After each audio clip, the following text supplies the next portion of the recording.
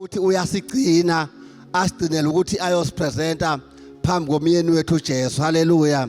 Indaba yethu noJesu, indaba yebandla noJesu yamangalisa, ifana exactly nemshado lo esesubone uma ngabe ubaba ethatha indodakazi yakhe eyoyipresenta phambi kamyeni emva kokuthi seyikhulisile, wenza konke, wayinarisha, wenza yonke into ebidinga ukuthi ayikhulise ngayo, abese ithatha eyoyipresenta phambi kamyeni wakhe. Haleluya.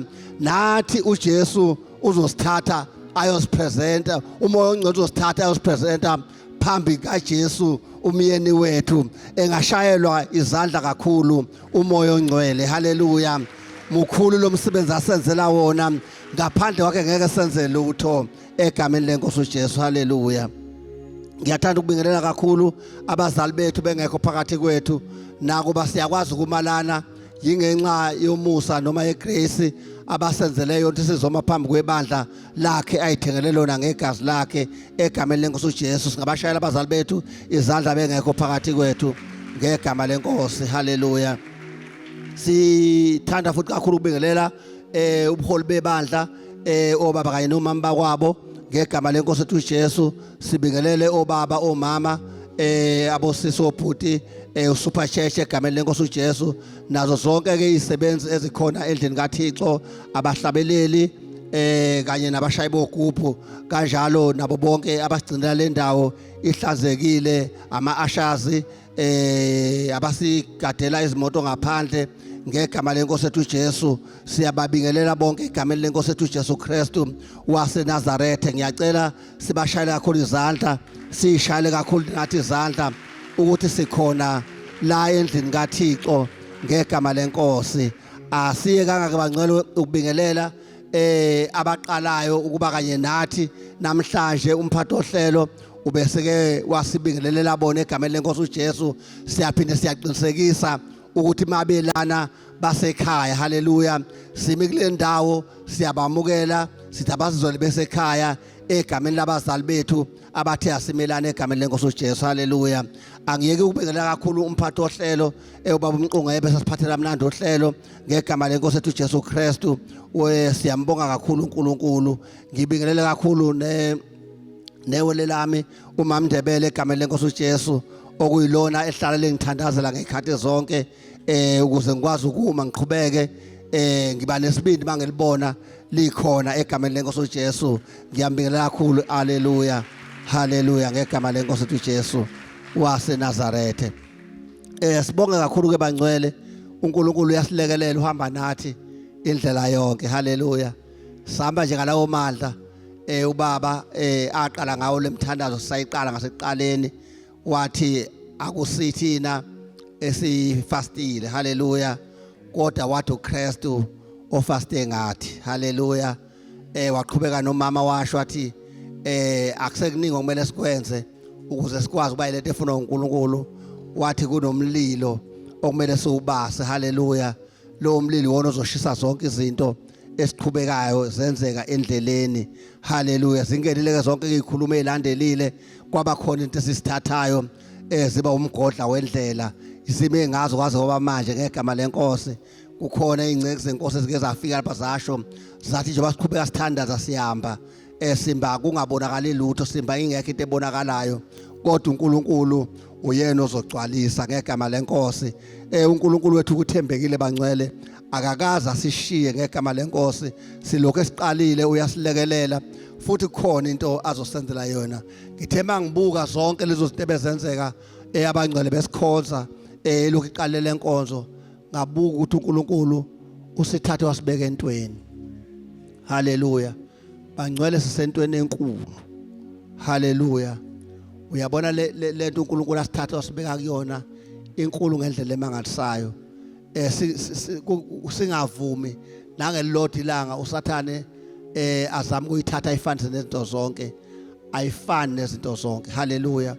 Ukuba sebandleni. Haleluya. Ukumbulekelwa, uzwale ngokusha, umukele uJesu abe inkosi nomsindisi wakho, abese kuthatha. Haleluya. Akubhabhatisele ebandleni, abese thatha ukuphila kwakho ayokufihla naye kwezasemazulwini. Akusinto encane leyo.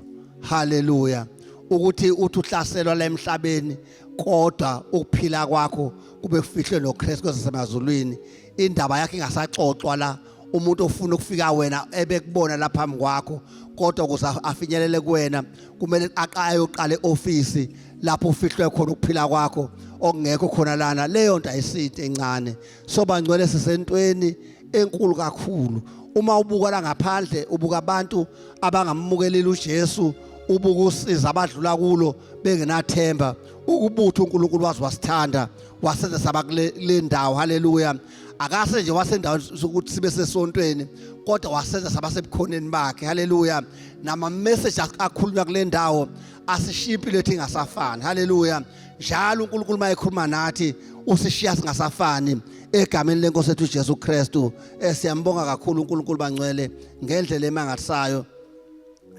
siyathanda nje kakhulu ukubonga uThixo ngobuhle bakhe nangendlela asenzela ngakhona izinto ngiyafisa nje sibuke kancane ibandla likaNkulunkulu haleluya silibuke ukubaluleka kwalo silibuke neposition yalo haleluya silibuke ukuthi uma ngabe sikulona sikiphi position thina kuyikuphi lapho malehlale khona singanyakaswa na izinto ezikhona ngenxa ukuthi uNkulunkulu usibizele endaweni ephakemeyo egameni lenkosi uJesu ngicela sezwini lenkosi singabambezelananga ngicela siqale lapha nje encwadini kaJohn 10 sibuke lapha uverse 27 siye lapha kuverse 30 ngegama lenkosi uJesu haleluya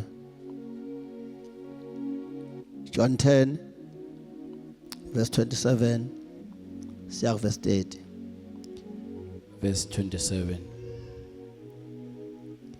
Izimvu zami ziyalizwa izwi lami nami ngiyazazi ziyangilandela Ngizinika ukuphila okuphakade azisoze zabhubha naphakade akakho ongazihlwitha esandleni sami Ubaba onginikileyo mkhulu kunabo bonke akakho ongazihlwitha esandleni sika baba mina nobaba simunye ngicela ubonge Baba siyabonga ngezilakho nasekuseni Sibonga baba wethu ongcwele ukuthi namhlanje usazokhuluma phezulu kweimpilo zethu kukhona ozokudala okusha empilweni zethu khuluma ke ngalo baba wethu ongcwele silalele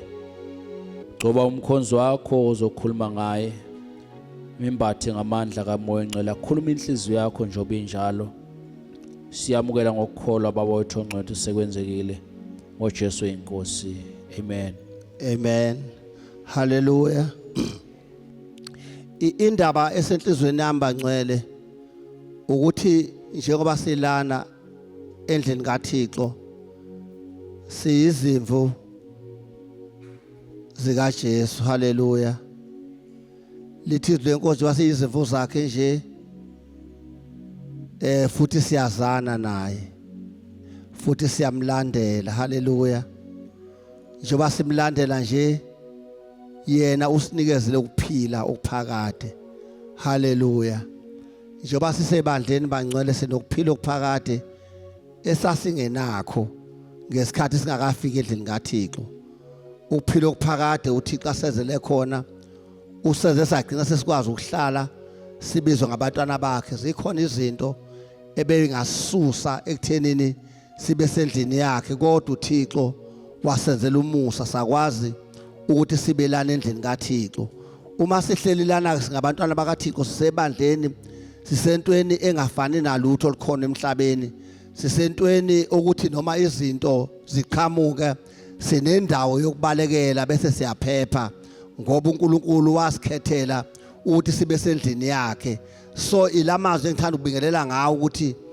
noma bethu sekwenzakalana empilweni yakho wazi ukuthi unomntwana kaNkulunkulu futhi indlela uNkulunkulu akuthanda ngakhona akasoze avuma nanini kube khona into ezakunyakazisa ngoba usendlini kaNkulunkulu ngicela nje ukuqhubeka ngoba khona lapha engiyakhona ngegama lenkosi kodwa bengifuna siyiqale kahle le ndaba ukuthi lento kuyona yasuka kuphi haleluya uJesu wasuka ezulwini ezokuthathela ezokwenzela lokhu osukukhona namhlanje sasikude sinjengezimvu engenamelusi haleluya sasifana nemhlathi yasendle sizinto ezazingenethemba sasifana nabantu abafile bephila emhlabeni ngesikhathi konakala ensimini yase-Eden sihlukana noNkulunkulu saphila impilo yokungabi nathemba kwase kufika uJesu wazosibizela endlini lapho sesinethemba khona namhlanje simisibindi ngenxa lokuthi khona indoda eyadela ukuphila kwayo yehla yezemhlabeni yazofa endaweni yethu ukuze masimukela yona sibe nokuphila okuphakade uthi lezi zimvu zakhe-ke mina ngisinikile ukuphila okuphakade ukuthi nje nokuphila okuphakade awuseyikufa haleluya qala sasihamba siphila ithemba lingekho umuntu mangabe efa wayefe engenalo ithemba kodwa kwafika uJesu wasinikeza ukuphila okuphakade ngicela sibuke nalapha kuyena uMathewu chapter 16 verse 18 ukwakhela le ndaba engifuna ukwakhela kuyona yokubaluleka kwebandla kaNkuluNkulu nokuba sendaweni kaNkuluNkulu uNkulunkulu asenzela yona siqhelile kakhulu egameni lenkosi uJesu amen. Matthew 16 verse 18 Nami ke ngithi kuwe wena unguPetro phezu kwaleli dwala ngiyakulakha ibandla lami amasango eHades awayekulahlula. Haleluya.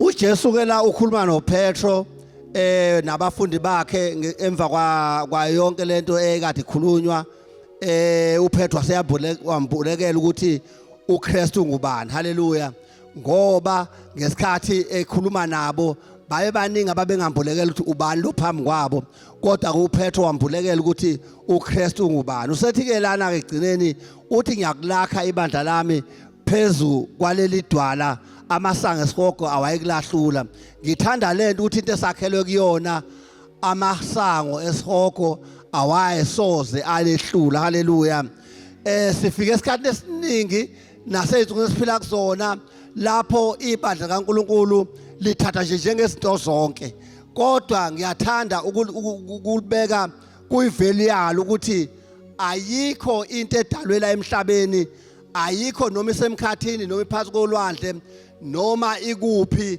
enganyakazisa ibandla kaNkuluNkulu lithi izwi lenkosi amasango esihogo awasoza lahlula haleluya wayekhuluma ngalapha la lingakabi bikho bangcwele uJesu ufikile emhlabeni waze wahamba ibandla lakhe engakakhulumi phambi kwalo haleluya yithini sibe nenhlanhla yokuthi sibe sebandleni lakhe abaningi abazange belithole lolu thuba lokuthi babe kulona haleluya lento akhuluma ngayo kuJesu lana sesikuyona bangcwele haleluya amasango esihogo awasakwazi ukusehlula haleluya usungayibuka imizamo ezanyiwe kuthiwa kucinywa indaba kaKristu haleluya ungayibona imizamo ezanyiwe kuzama ukubulawa nje ukuthi kumelwane nendaba kaKristu kodwa imile kwaze kwaba manje ayikho incwadi eshisiwe njengeBhayibheli kuzama ukumelana nokuthi indaba kaKristu ingafinyeleli kubantu bonke haleluya kodwa futhi ayikho incwadi efundwe noma yedlula iBhayibheli ekubeni ilona elihlaselwe kakhulu ukuze lingafinyeleli kubantu ngempela uJesu lamazwi ayewasho ukuthi amasango eHades awayekulahlula wayazi ukuthi kuzozanya ukuthi ibandla kaKristu lahlulwe kodwa ngenxa lakhele kuKristu alisoze lanyakaziswa haleluya nawe ngenxa ukuthi wakhele kuKristu ayikho into ezokunyakazisa zikafika izimo ifika imoya zifika ivunguvungu zikunyakazise kodwa usoze wanyakaza haleluya lithi lenkosi mawufunda kwenye indawo lithi umuntu owakhele impilo yakhe ezweni kaNkuluNkulu ufana nendoda eyakha indlu yayo yayakhele edwaleni haleluya njengoba sakhile nje sakhele edwaleni linguKristu. Yingakho makufika ivunguvungu kufika izikhathi einzima zisinyakazisa asikwazi ukusiwisa ngoba sakhele endaweni eqinileyo, leyo ndawo inguJesu Kristu. Haleluya. So ke ngizoqinisekisa ukuthi usentweni. Haleluya. Usentweni engasoze yazanyazanyiswa, usentweni emile. Haleluya. Baningi abantu beyisho bethi hayi ibandla alisafani naqala, ibandla lehlile, ibandla liphelelwe ngamandla, ibandla sesiyolethela liyona. Ibandla lilento uKristu ayethela izoba yona. Haleluya. Zingafika izinto, kufike yonke into ezama ungena ebandleni, kodwa ngeke ishintshe ukuthi uKristu ulakhele endaweni epheleleyo. Haleluya. Angeke alinyakazise abantu abangafika nezinto zabo, kodwa zishintshe ukuthi ibandla likaKristu iyona nto uNkulunkulu ayibekile emhlabeni azophilisa ngayo izwe. Haleluya. Indaba yami ke bangcwele ila ekuthenini njengoba ngiqhubeka ngifuna ukugcizelela ukubaleka kwebandla kaNkulunkulu, ngifuna ngesilibuke ibandla selikhona. Haleluya. Lento ayisho uJesu seyikhona, izimvu zakhe sezimase zimlandela, seyihlala sisebandleni.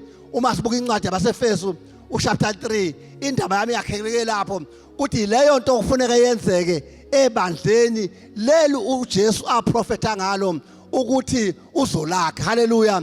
Uma selakhile kumele sibone lezi zinto akhuluma ngazo ke lapha uPaul, okuyena owathunyelwa kuthina njengompostoli ezoshumela kumaGentile, ezoshumela kuthina esasi njengezimvu ezayilahlele zingaphandle kombuso ivangeli kwangesile lethu, kodwa uKristu wasenzela lona. Haleluya.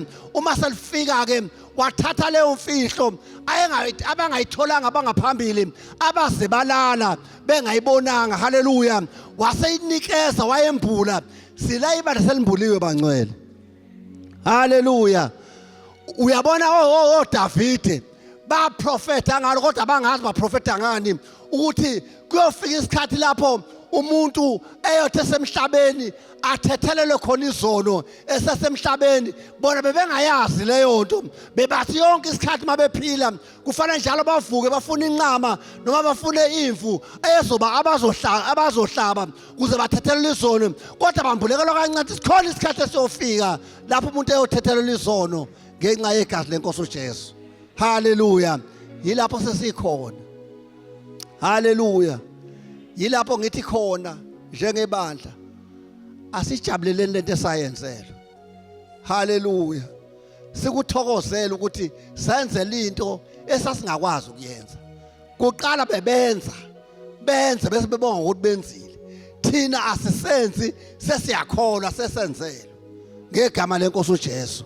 Ngicela ke bangcwele sifunde incwadi yaseFirst chapter 3, siqale nje kuverse yokuqala, sizohambisana nozobe ngifundela ngegama lenkosi, siqhubeke sesiyofika ekugcineni ngegama lenkosi. Haleluya. Ngoba indaba yami lapho ukuthi senzelwe umusa, senzelwa ibandla, sisendaweni uThixo asibizele kuyona egameni lenkosi uJesu. Haleluya. Amen. Ephesians chapter 3 verse 1. uPaul umiselwe ukwambula imfihlakalo kaKristu. Verse 1. Ngenxa yalokho mina Paul ngiyisiboshwa sika Kristu Jesu ngenxa yenu nina bezizwe. Uma ngabe senizwile ngohlelo lomusa kaNkulunkulu engiwuphiweyo ngenxa yenu ukuthi ngaziswa imfihlakalo ngesambulo njengalokho sengaloba ngokufushane, okungakho nxa nifunda ningaqonda ukwazi kwami ngemfihlakalo kaKristu. Verse 5. Bengayaziswanga abantwana babantu ezizukulwaneni ezinye njengalokhu isiyambuliwe manje kubapostoli bakhe abangcwele nabaprofeti ngomoya, ukuthi abezizwe abezizwe bayizindlalifa kanye nathi, nokuthi bamzimba munye nathi, nokuthi bangabahlanganyeli besithembiso kanye nathi kuKristu Jesu ngevangeli, engenziwa isikhonzi salo ngokwesipho somusa kaNkulunkulu engiwiphiwe ngokusebenza kwamandla akhe. Mina engimncinyane kunabo bonke abangcwele ngaphiwa lowo musa wokushumayeza abezizwe ivangeli lengcebo kaKristu engaphenyekiyo. Hallelujah. Amen. Bangcwele, emva kwakho konke lokhu uJesu esekhulumile, iye yathathwa indaba yevangeli noma yathathwa indaba yebandla yazothulwa kuthina. Hallelujah.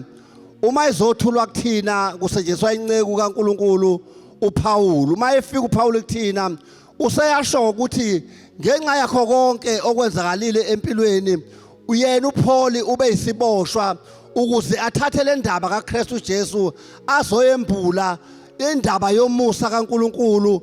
uNkulunkulu asewembulile ngale nceku yakhe uPaul kuthina. Sihamba manje sesembulelwe into esasingafanele ukuba kuyona, sathathwa sazofakwa indaba yevangeli, sasikude nje thina singabaliwe singasondeli ukusondela, kodwa uNkulunkulu wenza ukuthi inceku yakhe ayibize azoyembulela lemfihlakalo. Haleluya.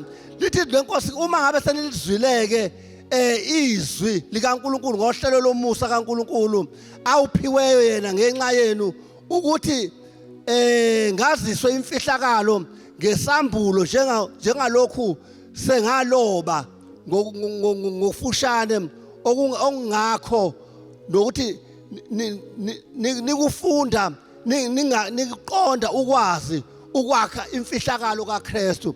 Bangcwele, imfihlakalo ukuthi wena ube ngumntwana kaNkulunkulu. Haleluya. Yinto le ebikade ifihlakele, abaningi abebefisa ukuthi bayembulelwe kodwa abazange bayembulelwe, kodwa uNkulunkulu wayenza ukuthi ikwazi ukuthi yambuleke encekweni yakhe enguPaul, ukuthi thina sibe ngabantwana bakaNkulunkulu abahamba noNkulunkulu ngenxa yomusa uNkulunkulu asenzele wona. Haleluya.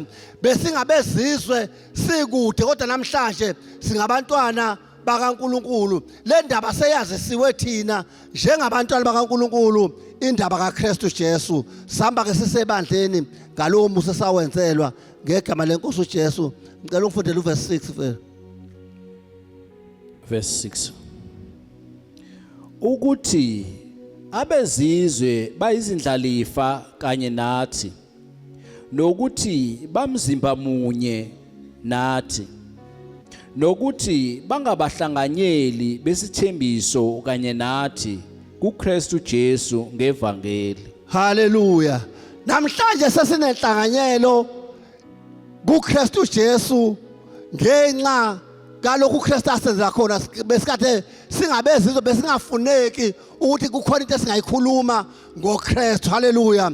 Kodwa uJesu wasenzela lokho, waphinda futhi wathumela inceku yakhe ayembulela imfihlakalo yomusa kaNkulunkulu ukuthi leli vangeli lithathe ilethe ebandleni. Njengoba namhlanje sesikwazi ukukhuleka sibiza uNkulunkulu asizwe, yingoba sesikulento uNkulunkulu asembulela yona. Haleluya. Sesilavela uNkulunkulu ayekade efisa khona. Haleluya. Ngesikhathi sisekude wayelokho efisa ukuthi luyeza usuku lapho uJesu ezothi masefile bese ngithatha indaba yami ngiyoyembula kubantwana bami. Haleluya. Ngesikhathi azoyembula kuthina kuye kwamiswa zonke inhlelo. Haleluya. Kwamiswa uhlelo lwabaJuda kwayibona luhamba phambili, lwamiswa basengena ibandla. Silaba ngcwele sisentweni yemfihlakalo kaKristu. Haleluya. Verse 7. Verse 7. Engenziwa isikhonzi salo ngokwesipho somusa kaNkulunkulu engiwuphiwe ngokusebenza kwamandla akhe. Verse 10. Verse 8. Verse 8. Mina engimncinyana kunabo bonke abangcwele ngaphiwa lowo musa wokushumayeza abezizwe ivangeli lengcebo kaKristu engaphenyekiyo. Hallelujah. Bangcwele sishunyayezwe ivangeli lengcebo. Hallelujah. Engaphenyekiyo. Hallelujah. Ibandla esikulona bangcwele noma insindiso esiyitholile noma umusa sikuwona ingqondo ayikwazi ukuphenya ukuthi sasenzeni uNkulunkulu azazosinikeza ingcebo engaka yokuthi sibe ngabantwana bakaNkulunkulu sesambe emhlabeni sinesiqiniseko sokuthi noma sekungenzakalani uJesu mayebuya uzosithatha asise kuye ngenxa yokuthi kushinyalwe lengcebo engaphenyekiyo sayamukela saba ngabantwana bakaNkulunkulu. Uma singena masizokhuleka sithi uJesu ukhuleka ngathi sithi uJesu fasta ngathi sesikwenzelwe lokho besingakwazi besiqhele kakhulu singesondela ngisho kusondela kodwa uNkulunkulu wasenzela into engaphenyekiyo. Ingqondo ayikwazi ukuchaza kodwa uNkulunkulu wasenzela. Hallelujah. Ngicela ufunde verse 9. Nokubakhanyisela ukuthi luyini uhlelo lwemfihlakalo ebifihliwe kwaphakade kuNkulunkulu owadala izinto zonke. Hallelujah. Into esichazeleyo noPaul kunemfihlakalo eyafihlwa kaphakade kodwa yasiyembulwa kuthini. Hallelujah. uNkulunkulu ubebafihlele nabaJuda abazange bayithole lento nangesikhathi kona uAdam neSedina abazange bayithole lento kuze kwafika la uJesu esefika emhlabeni kwase kuzombula lemfihlakalo yevangeli yilena esikuyo namhlanje singabantwana bakaNkulunkulu. Hallelujah. Verse 10. Ukuze imibuso nabanamandla emazulwini baziswe manje ngebandla ukuhlakanipha okuninginingi kukaNkulunkulu. Hallelujah. Into esidinga kuthina njengebandla manje ukuthi abantu baziswe ukuhlakanipha okuninginingi kukaNkulunkulu. Iyona nto okumele uma besikhuluma nabantu emhlabeni okumele bayazi ukuthi uNkulunkulu unokuhlakanipha okuninginingi asekwambula kubantu ukwambule ngebandla. Into ayithembile uNkulunkulu emhlabeni yibandla. Hallelujah. Uma khulunywa ezulwini ukuthi siyakwenza njalo izinto zethu zihambe kahle emhlabeni uNkulunkulu ucabanga ngebandla acabanga ngebandla level abelidinga libe kuyona likule position abelidinga libe kuyona athi uNkulunkulu mayifuna ukwenza izinto acabanga ukuthi ngizokwazi ukuyenza iphumelele ngoba ibandla likhona. Hallelujah. Siqhubeke. Verse 11. Ngokwecebo laphakade alenza ngoKristu Jesu inkosi yethu. Hallelujah. Sisecebeni bangcwele. Hallelujah. Icebo lethe laphakade lenziwa singakabibikho sahlelelwa ukuthi sizofika thina kodwa uNkulunkulu ehlebe elenzele licebo lokuthi ngelinye ilanga uJesu uzofika emhlabeni bese kuzalwa ibandla lapho ngizokwazi khona ukudemonstrate ukuhlakanipha kwami ngayo yonke indlela egameni lenkosi uJesu. Cela ufune verse 12. Okungaye sinesibindi ukungena ngokwethemba ngokukholwa nguye. Hallelujah. Namhlanje bangcwele sinesibindi. Hallelujah. Into esasingenayo sasifana nezimvu engenamelusi ithemba lingekho kodwa namhlanje sithi masingena endlini kaThixo sithi hawu uJesu wasenza singaphandle manje singena ngesibindi. Yingakho uDavid wakwathi ngelilanga esayibuka lento wathi masingene endlini kaThixo singene nangokuhuba nangokuthokoza. Uma kuthiwa khona into okufanele siyithokozele emhlabeni asithokozele bangcwele ukuthi uJesu wasembukelela ivangeli nokuba sibe sebandleni lakhe ngegama lenkosi uJesu. Verse 13. Verse 13. Ngalokho ngiyacela ukuba ningadangali ngezinhlupheko zami ngenxa yenu okuludumo lwenu. Hallelujah. Uyabancenga uPaul la ukuthi lento enimbula indlela enkulu ngakhona uthi ke ngiyanicela ukuba nize ningadangali ingabikho into ezonenza nidangale ngegama lenkosi ngenxa yokuthi uPaul wahlupheka ehlushwa ngenxa yokuletha ivangeli lomusa kubantu, wahlaselwa kwenza yonke into kwenza uthi bangadangali ngoba abaduduzeka ukuthi uhlupheka nje yena yingenxa yaleli ivangeli alilethile. So na ungadangali mabona into zakho ingahambi kahle ukhonza uNkulunkulu. uNkulunkulu khona into afisa ukwenzela yona, khona uNkulunkulu into afuna ukukunceda ngayo. Ukona ungadangali ngoba into kuyona inkulu kakhulu iyamangalisa egameni lenkosi uJesu. Verse 14. Verse 14. uPaul ukhulekela ibandla ukuba likhule ekwazini uthando lukaNkulunkulu. Ngenxa yalokho ngiguqa ngamadolo ami kuyise, eyethiwa ngaye imindeni yonke ezulwini nasemhlabeni. Hallelujah. Sathandazelwa bangcwele. uPaul elethe ivangeli lithi waguqa ngamadolo, wathi uthandazela imindeni yonke yomhlaba. Hallelujah. Uthi ngenxa yalokho, hallelujah, ngiguqa ngamadolo kuyise eyethiwa ngaye yonke imindeni yemhlaba esezulwini nasemhlabeni. Bangcele sathandazelwa ngoba uNkulunkulu ufuna sifike kuyena siyilento efuna uyena. Hallelujah. Kunemthandazo, khona amadoda athandaza ukuthi wena ube la endlini kaThixo. Hallelujah. Khona abantu abathandaza ukuthi wena namhlanje ubonga uNkulunkulu ngezinto uNkulunkulu akwenzele zona. Kukhona abantu abathandaza ukuthi wena ukwazi ukuma ube umntwana kaNkulunkulu, izimo zivuma noma singavumi. Hallelujah. Uma ufunda uverse 16 ngifundele bami ngoba ukuba ngokwengcebo yenkazimulo yakhe aninike ukuqiniseka ebandleni ngomoya wakhe kumuntu ongaphakathi. Hallelujah. Imthandazo eyathandaza uPaul bangcwele uthi ukuba ngokwengcebo yenkazimulo yakhe aninike ukuqiniseka emandleni ngomoya wakhe kumuntu ongaphakathi. Hallelujah. Uhambe unalesi siqiniseko sokuthi uNkulunkulu ngomoya wakho ongcwele, uhamba unesiqiniseko sokuthi ayikho into manje emhlabeni esingavela noma ivela phansi kolwandle noma ivela emkhathini noma ivela ezweni esingakwenza uphinde ushukume kulento uNkulunkulu akwenzela yona ukuthi umbulekele ukuba umntwana kaNkulunkulu. Hallelujah. Lithi ke uverse 17, uKristu ahlale ezinhlizweni zenu ngokukholwa ukuze ligcile nisekele othandweni. Hallelujah. uKristu ahlale bangcwele, ahlale noma ikhona into ebingathi angahlali. Hallelujah. Usekele othandweni, indlela deep noma ejule ngakhona uthando uKristu asithande ngalo.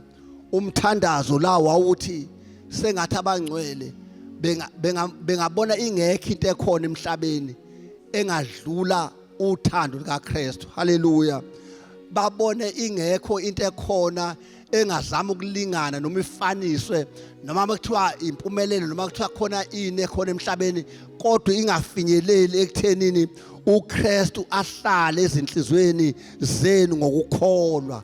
uKristu ahlale enhlizweni yakho ngokukholwa noma kwezakalani, kodwa uthi mina noKristu osenhlizweni yami ugcile usekele othandweni. Uthando kaKristu kube yisekelo sempilo yakho, uphume ekseni noma lishona noma ngabe kwenzakalani kodwa uhlale othandweni likaKristu. Ngicela ufune verse 18 baba. Nibe namandla okuqonda kanye nabangcwele bonke okungububanzi nobude nokuphakama nokujula. Hallelujah. Uma ke wafika othando kaNkulunkulu uba namandla wokuthi uqonde. Hallelujah. Kanye nabangcwele bonke okungubufakazi okungubanzi. Hallelujah.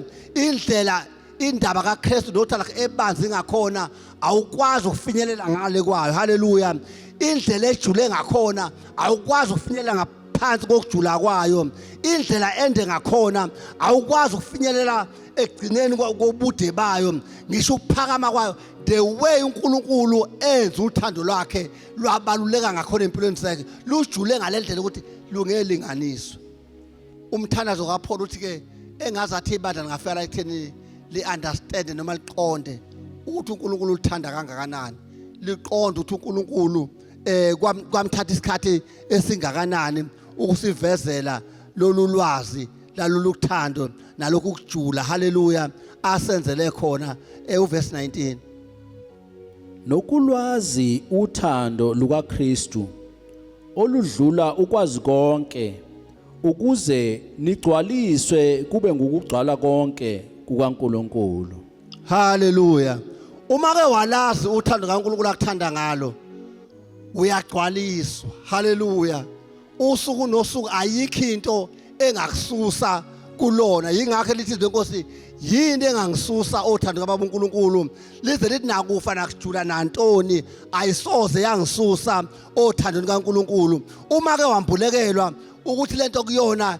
inevele enkulu kangakanani ayikho into ezokunyakazisa noma kuthiwa ikhama ngaluphi uhlobo uzohlale wazi ukuthi nangu uNkulunkulu ongithandayo nangu uNkulunkulu ojulile ngempilo yami nangu uNkulunkulu owenza isiqiniseko sokuthi kanye nami ngezikhathi zonke and uNkulunkulu uzokwazi ukuthi ayichaze kangcono indaba yakhe nempilo yakho ngenxa ukuthi wena usinikelile othandweni likaKristu uKristu uphelele uyikho konke ukho konke egameni lenkosi uJesu ngiyase maphethe ufunda verse 20 kepha yena onamandla okwenza okukhulu kakhulu kunakho konke esikucelayo nesikuqondayo ngokwamandla asebenza kithi verse 21 makube kuye udumo ebandleni nakuKristu Jesu ezizukulwaneni zonke zaphakade naphakade amen haleluya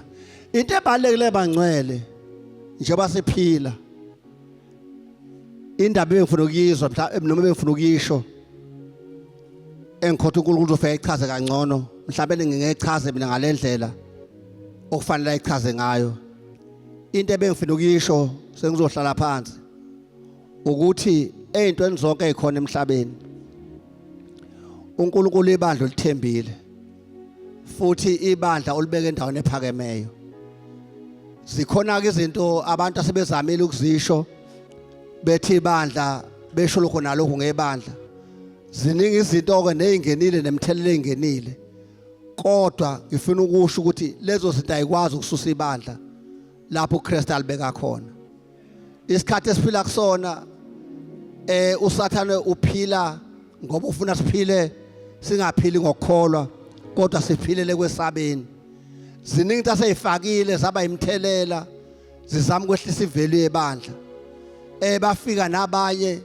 bethi bakhona ebandleni bafaka izinto abayifakile kwafika okhathi kwafika yonke le ndaba yokuthwala yafika yazofika ebandleni kodwa ngizokuqinisekisa emini ukuthi ayisoze yalisusa ibandla kaNkulunkulu lapha libeke khona uthi akekho amasanga seHades ngisho angaphansi kolwandle haleluya angakwazi ukususa ibandla lapho likhona haleluya ibandla bekufanele silihloniphe haleluya uthi uPaul mayekhuluma ngalo ukhuluma ngalo athi ibandla likaNkulunkulu lifana nomshado lifana nabantu abashadile haleluya ibandla likaNkulunkulu alinyakaziswa izimo elihlaselwe ngazo haleluya ibandla sihlaselekile kulesikhathi esiphila kusona kodwa lokho akuchazi ukuthi ibandla selisukile lapho uNkulunkulu afuna libe khona haleluya ibandla liyafana nomshado umshado uyahlaselwa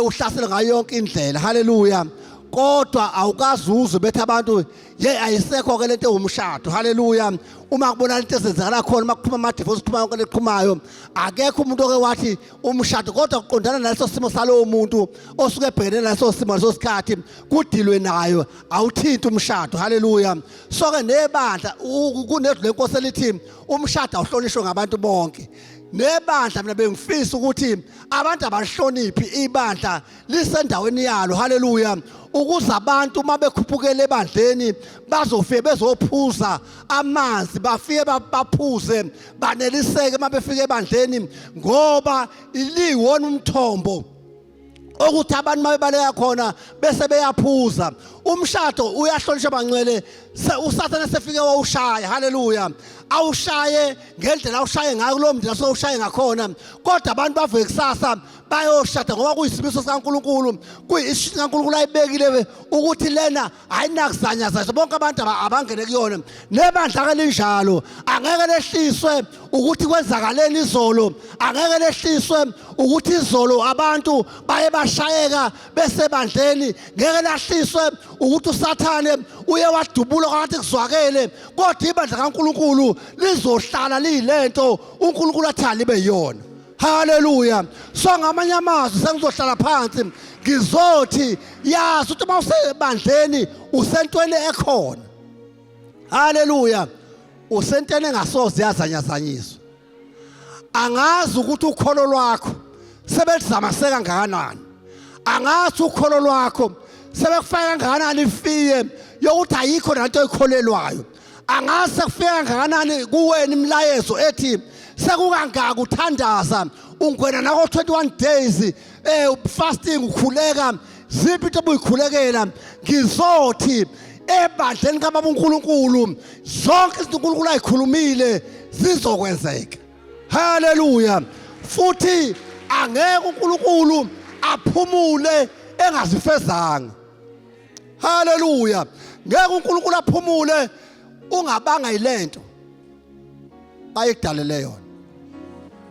uNkulunkulu wakudala emaphakadeni wakudalela nebandla ozokudlwa kulona waba neprovision ayithathile wakubekela yona ukuthi uma ufika kulela bandla uzofika uyithole lento oyidingayo.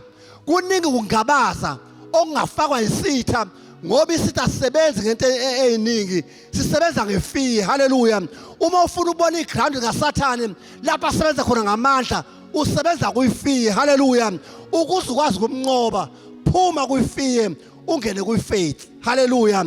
Ifaith ayenzi sense ayenzi nengqondo uma kushinyalwa ngayo akuyakho umqondo kodwa uma uke wahlala wa-understand ukuthi into okuyona igenuine ayisoze yenyakaswa izinto uhlala ungaboni uhlala lingekho ithemba uhlala ingekho into ebhaliwe ethi kusasa kuzokwenza ukuthi kodwa ibambe ngokukholwa leyo nto izokwenzeka ngoba asambi ngokubona kodwa asamba ngokukholwa.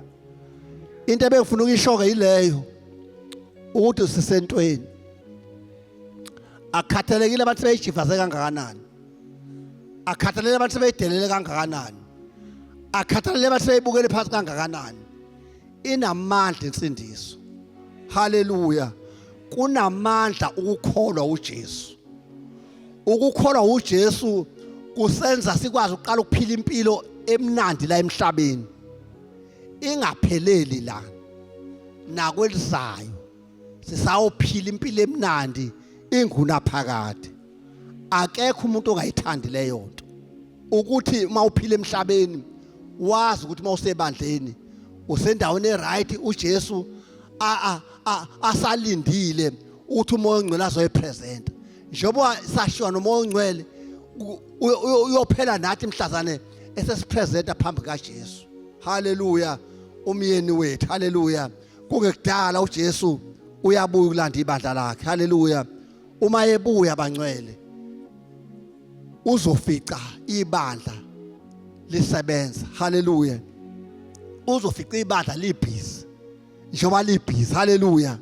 Uzofica ibandla lingamile ekutheni li-occupy azafike. Hallelujah.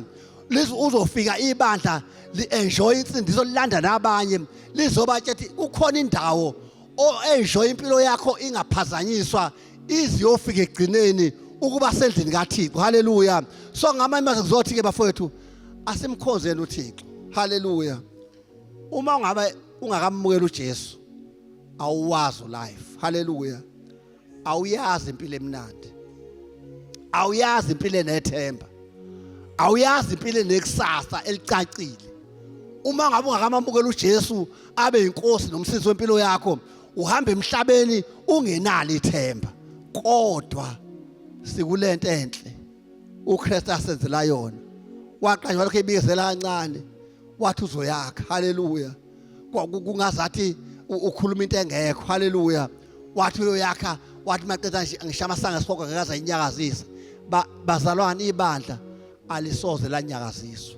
haleluya ayikho into ezonyasa ibandla haleluya iphumelele ngoba lakhiwe phezulu kwesisekelo esingoKristu haleluya soke nathi asakheni lesisekelo sakhe sinokuthula sakhe simthemba uNkulunkulu ukuthi uzosihola endleleni haleluya uyosihola izimo ingavumi asihole ngoba silindelwe ekhaya haleluya silindele uNkulunkulu ufuna ukusibona siyintombi emhlophe haleluya siumakoti wakhe amhluphekela aye wama ngaye uNkulunkulu waqinisekisa ukuthi usenzela konke ukuze sikwazi ukuthi sifike ekhaya silento efuna uNkulunkulu ngalamazwi bancele bengithi yasikhuthazane haleluya ukuthi sisentweni eright futhi ungavumi nezimo zakho obubona ngathi ayihlelekanga unyaka odlule yathi uNkulunkulu usehleleni lokuyihlela le fasting ayifani nama fasting onke akhona esike sawafasta ngaphambili ngoba ngathi impendulo ayiphendwanga kodwa lo nyaka unyaka lapho sizophumula khonto ezosenzakalela ezinye uzothi hawu nalomthandazo enganguthandaza ekudala ngaze ngawukhohlwa uzobona usuphendula uma ungawuhoshanga wena ulanda uNkulunkulu uzohamba ukulandela wona ngoba unyaka 2026 yilapho sibona uNkulunkulu esenzela izinto ebesingayilindele nebesingayibonanga ngoba uNkulunkulu uzokwenza thina sizokholwa okwethu kulonyaka ukuthi sikholwe uNkulunkulu enze thina sikholwe sihlale nje kuyena sihlale ngesizotha sihlale singesabi ngoba uNkulunkulu uyasithanda ngendlela emangasayo asimeni ngenyawo bese sizothandaza egameni lenkosi uJesu haleluya sime ngenyawo sizothandaza egameni lenkosi uJesu haleluya sime ngenyawo sizothandaza ngegama lenkosi sibonga uNkulunkulu ngegama lenkosi uJesu cela baba usibiye uzosihola ngegama lenkosi uJesu haleluya amen